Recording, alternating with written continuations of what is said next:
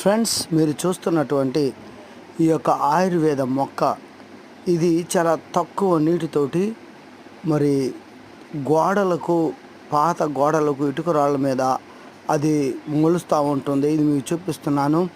అయితే దీని యొక్క పేరు మయూరి శిఖ లేదా మయూరి శిఖి అని అంటారు. దీని శాస్త్రీయ నామము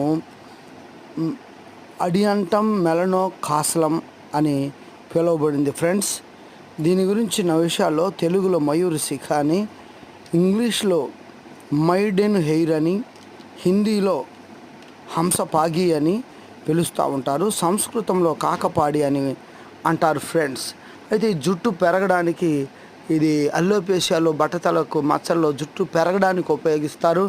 అలాగే మరి నెమ్ముకు సంబంధించిన విషయాల్లో వాడతారు. మరి కనుబొమ్మలు పోతే అందులో కూడా వాడతారు.